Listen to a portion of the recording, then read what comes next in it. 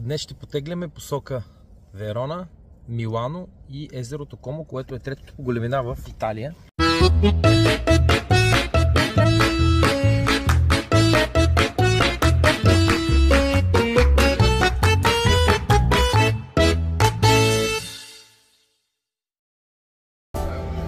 Добро утро от Верона. Отбихме се по път да пием кафе, да хапнем и след това ще минем да видим къщата на Жулиета и арената в Верона.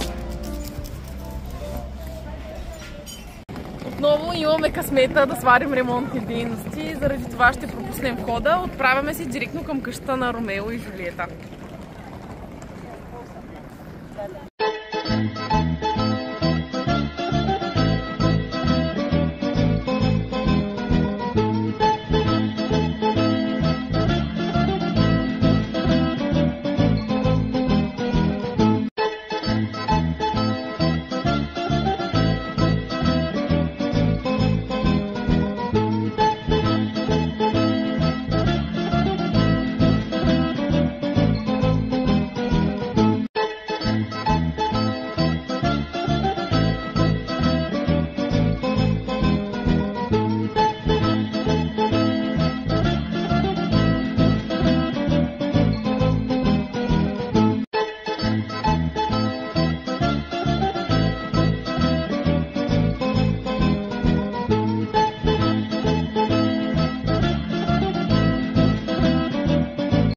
Да пробваме латното им просеко.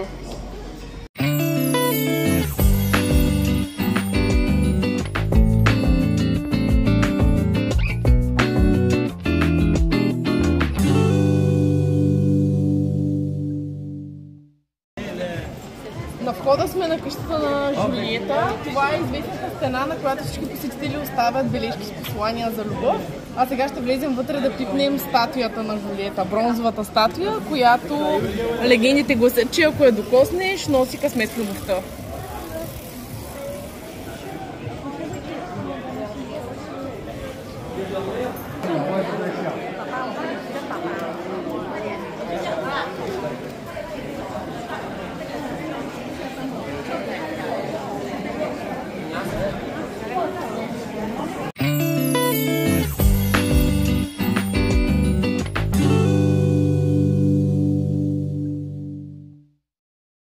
Зад мен е най-живописният площад във Верона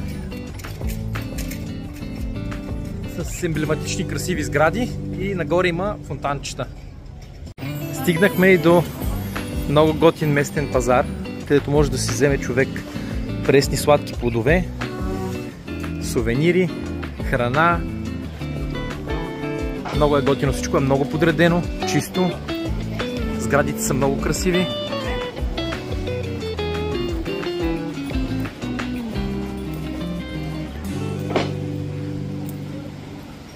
Сега остана да се отбиеме и до замъка Сан Пиетро, до който би трябвало да се качим с влакче и да видим панорамна гледка към град Верона.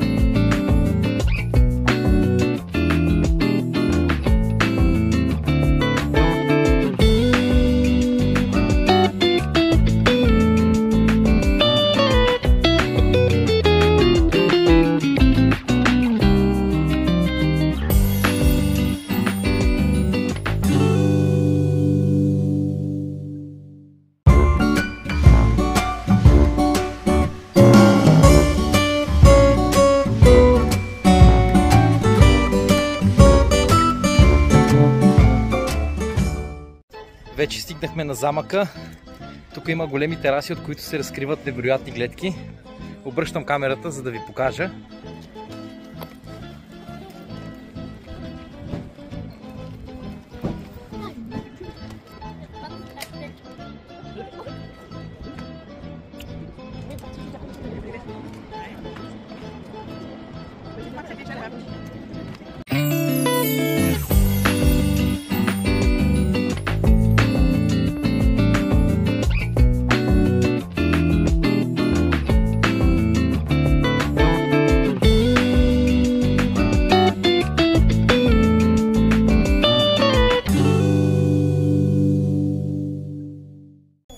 Вече сме на влакчето, с което ще слезем от замъка.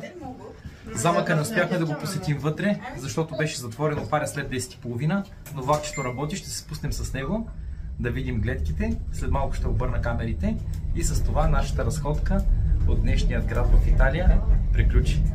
До скоро от следващата ни дестинация.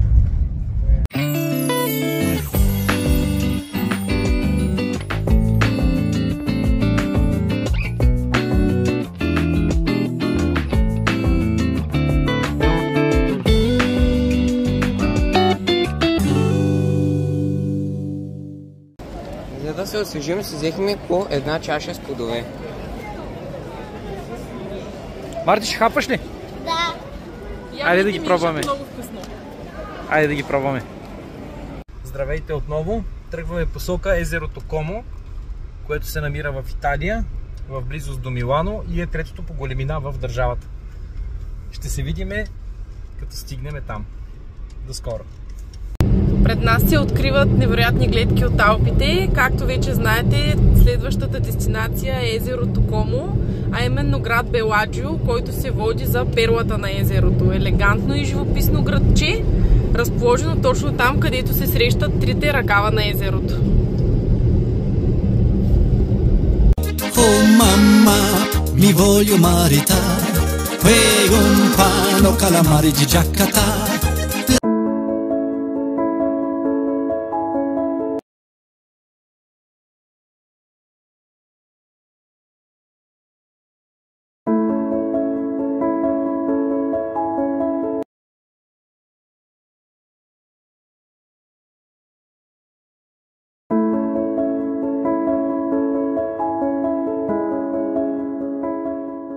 Пристигнахме в Беладжио.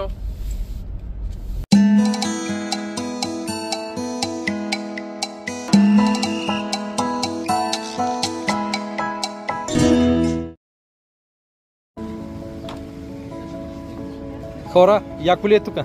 Да, Алес, колко беше дълбоко езерото? над 410 метра.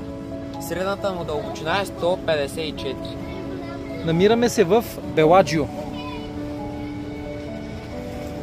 Уникално градче. Просто нямам думи за да опиша тази красота.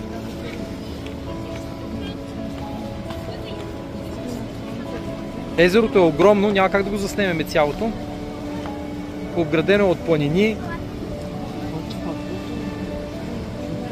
Само вижте какви сериозни лодки плуват по него.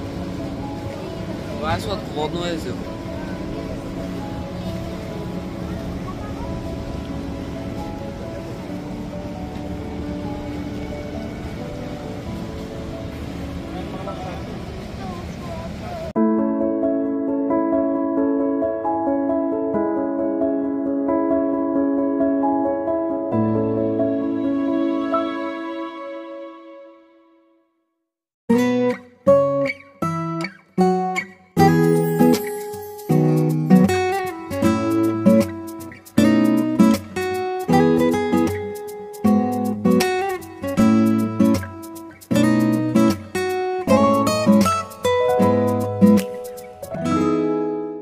Тук нагоре сме, хора.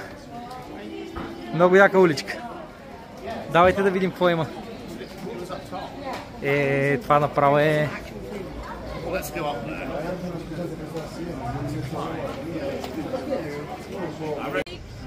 Сега ще изядем по един сладолед от това хубаво местенце.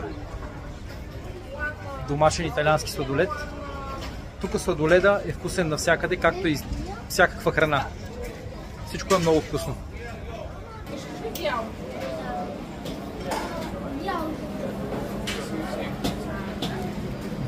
В фуника ли искаш да е твоя? Да.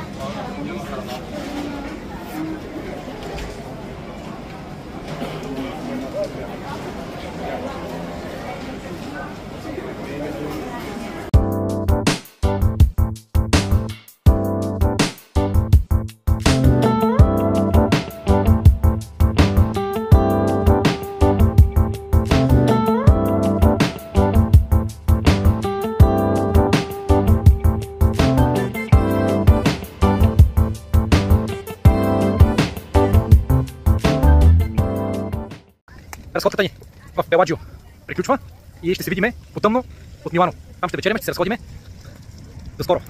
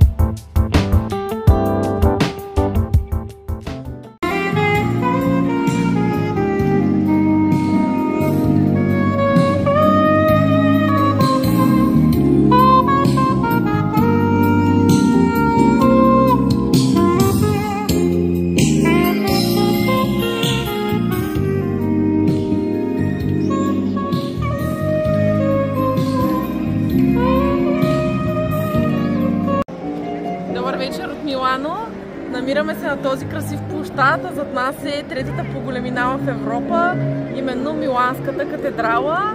Строежът е започнал през 1386 година и е строена цели 6 века.